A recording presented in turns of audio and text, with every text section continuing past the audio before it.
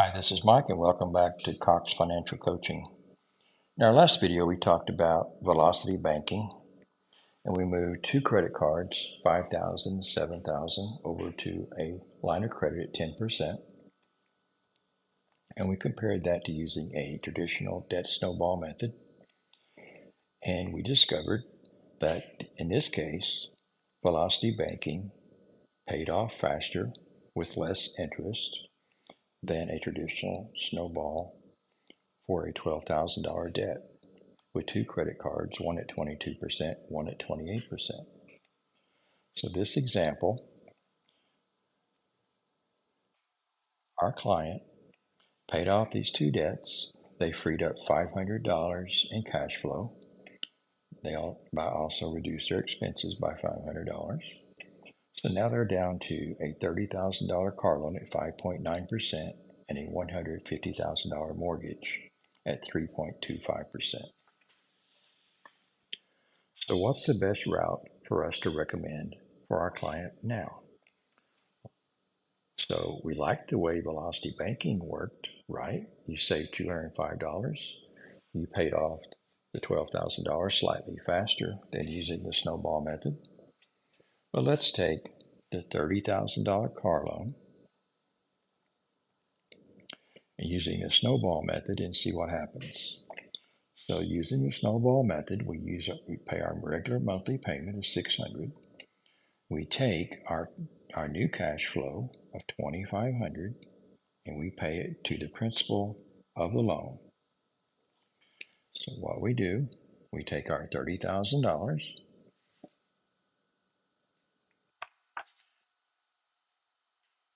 minus our payment, minus our cash flow payment, and that gives us a balance, 30,000 minus 600 minus 2,500, $26,900. If we take that times our 5.9% interest, that is $133 of interest.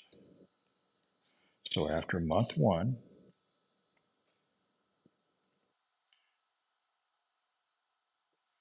we have a car loan balance of $27,033.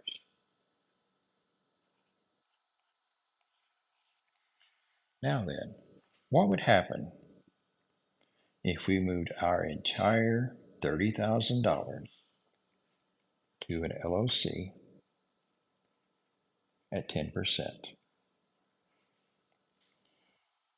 In an LOC, like we talked about before, you would apply your income of $6,000. And if you look back up here,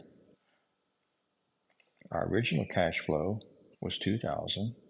We improved that to $2,500 by paying off those two credit cards. Now we're going to improve it another $600 by not having a car payment. So we're going to have a cash flow of $3,100. And in doing that, we're going to reduce our overall expenses from $3,500 to $2,900. So we took out our salary. We're going to add our expenses. That total comes to $30,000 minus our salary plus our expenses, $26,900. When we take our $26,900 times our 10% LOC, we did get $224 of interest. So 26,900 plus 224 is 27,124.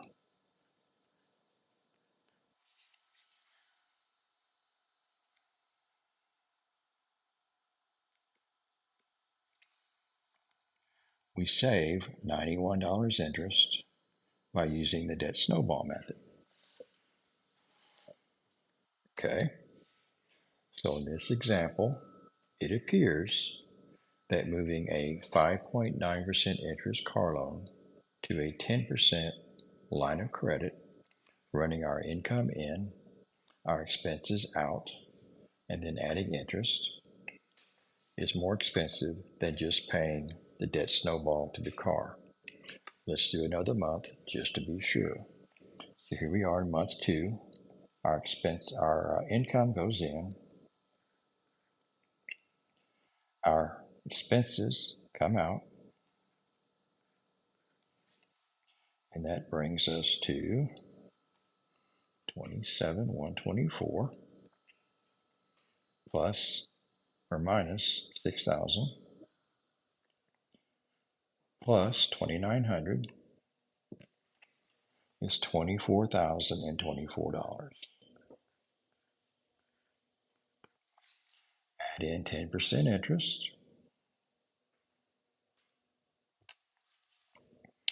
That's $200. So at the end of month 2,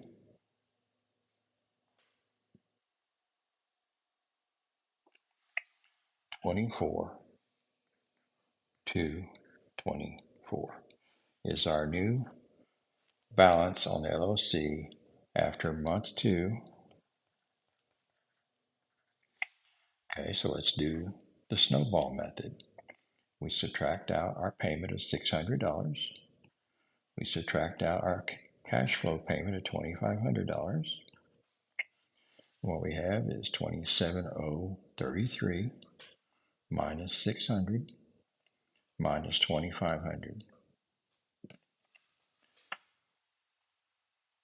Our balance on the car loan is 23,933. We need to add interest to that. So 23,933 times 5.9% divided by 12, 27,033, 23,933 times 5.9% is $118 interest. So 23,933 plus 118 is 24,051. So at the end of 2 months, we have saved $173 just by using the debt snowball method. Now, a couple of things here. We could go back and we could look and say, well, wait a minute. You took the interest for the velocity banking method at the end of the month after all the expenses were added back in. So let's do it this way. Let's take the interest without any expenses added back in, and that would be 10%. We could say the interest was $200 instead of $224 if we took $24,000 instead of $26,900. And down here we could say, let's take 21,124 times 10% divided by 12, $176 interest instead of 200. So 224.24. So we could argue the point that the expenses all came out near the end of the month. We would have only paid $376 interest instead of $424. So that is $48 less interest. Over here, we saved $173. And if we take, okay, well, it wasn't really 173 less. It was only 125 less. So over here, if we calculate the interest, and over here we calculate the interest at the least possible, but wait, let's go back and calculate the interest over here at the highest possible amount. So let's take the beginning balance of 30,000 times 5.9%, divide by 12,